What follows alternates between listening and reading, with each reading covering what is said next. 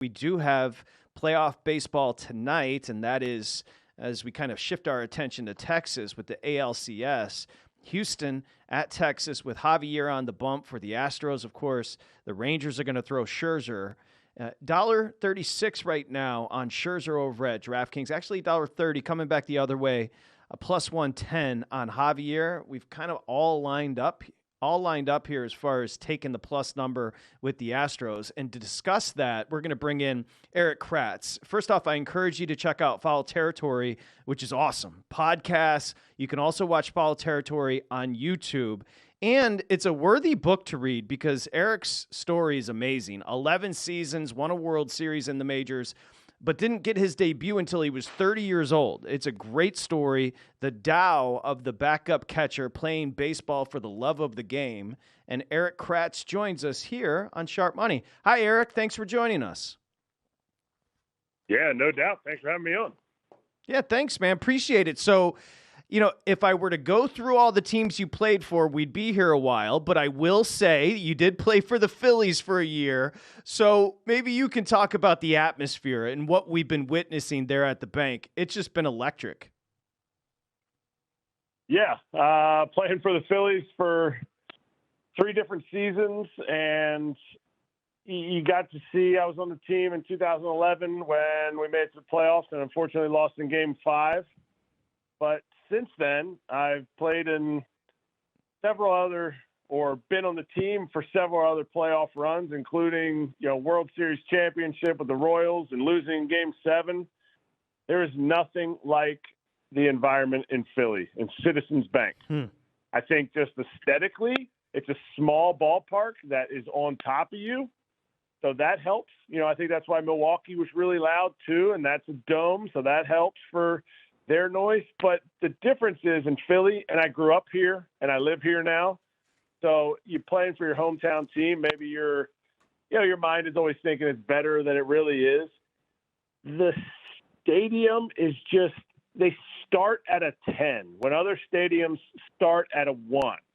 And it's not saying other fans aren't as loud and as rambunctious, but they just start at a 10 and they stay at a 10. I was at the no-hitter last year in the World Series against the Astros, and yeah, that was a bummer of a game. But there just was a buzz the whole time in the stadium, waiting to erupt. Yeah, but just a buzz where you're like, okay, like this is like why? What is it about this? And the stadium just feels like it's like pulsing and just waiting for something awesome to happen. And this postseason, last postseason, there's been a lot of awesome stuff. Erik, you're absolutely right about that. That electricity has just resonated throughout this locker room right now. When you look at it, the offense has been great. Castellanos, Bryce, and everyone else in between, and, of course, Schwarber. But Aaron Nola, give me a catcher's perspective on why he's been so much more effective this year than he was last year when he gave up 14 earned runs and 4 homers in 25 innings. This year, through 18 and 2/3 innings, just 2 earned runs and no bombs. I think one of the things is they've been able to limit the damage. And when I say they, I mean him and JT and the pitching coach and Rob Thompson. Rob Thompson's part of it is, look, don't let him go too long. Don't let him get into that big inning. JT's part of that is last night he actually did give up some runners. He got a few guys on. He got 2 guys on. Boom. JT comes trotting out and talking to Nola personally. The whole pitch clock thing was a thing for him. And in these moments, in big moments, even during the season, there's big moments when he's always been able to slow it down. He wasn't able to with the pitch clock this year. And in no way is he ever going to say that that's an excuse. But look, the difference for a pitcher in the big leagues is razor thin. And if you don't have that extra little bit of time to make sure you can make that pitch, it can come back and bite you. Even against, the worst big league hitter is better than 99.99% of everybody else out there. So they're gonna create damage. And the guy throws strikes. He's never gonna shy away from throwing strikes. And so we don't have completely executed or you're a little whatever it is from the pitch clock, you're going to have those situations. And I think the whole game plan from the entire Phillies standpoint has been awesome so far in the playoffs.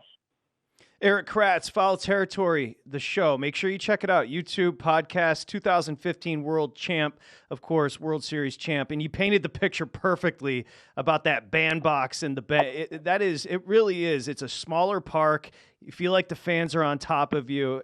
You painted that perfectly. Let's shift to the AL tonight. Houston, Texas. Let's start with the pitchers. Javier, not the same this year. And how about, let's start with Eric. Let's start with Scherzer coming off the shelf after a while, 39 years old. What do you expect from Max tonight? Man, what a great question. We talked about this today on Foul Territory. Like, what do we expect? Like, why am I sitting here doubting Max Scherzer?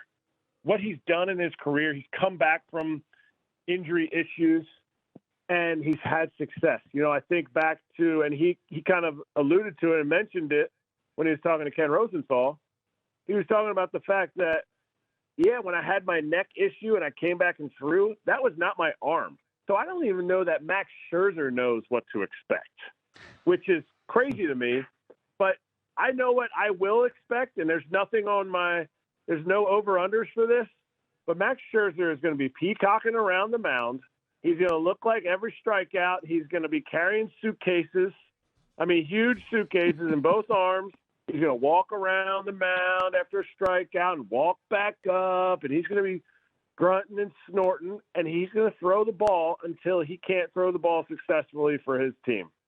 And on the flip side, Christian Javier is a guy that threw a no-hitter, was part of a no-hitter in the World Series, the only one.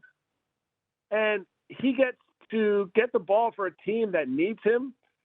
Well, this kind of felt like the same situation in the last series when they were down, well, not down, but it was 1-1 going to Minnesota. And why do we keep questioning if the Astros are done? Is it because we want that narrative? Is it because we want to sit there and go, yeah, well, I can tell the Astros are done. How can you tell? Because they have the second best playoff hitter ever on their team in Yordan Alvarez? Is it because Jose Altuve is not hot right now and Kyle Tucker are not hot right now? Well, you know what? I'm putting a little cashish on the fact that Tucker and Altuve are going to get hot because water levels out. These are good players coming to play in a huge game. That's, to me, a must win. You can't go down 3-0. That's too much. And they dominate at Globe Life Park.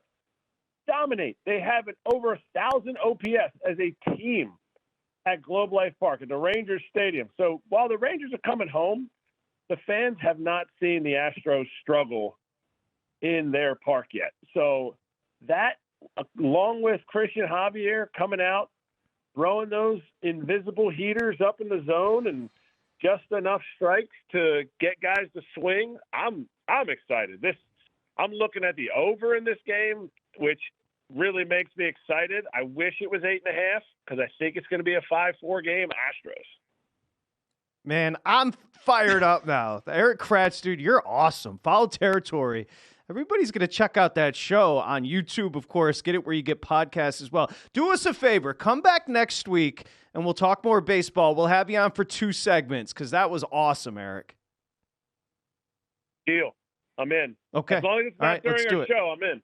No, we'll get you on. Erik Kratz 31 on Twitter. We'll get you on next week and talk more baseball. Great job, Erik Kratz. That dude, he's got a future, man, because first off, his story's amazing. As Dustin laid out in the rundown, he made his debut in 2010 at 30 years old, so he grinded in the minors, and then he went on to play for 11 seasons, including 2020 with the Yankees, won a World Series in 2015.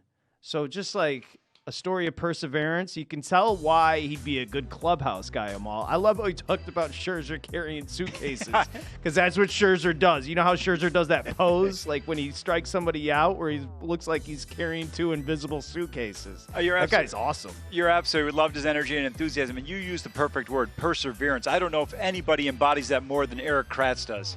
Go to VSiN.com/subscribe to become a VSiN Pro subscriber today.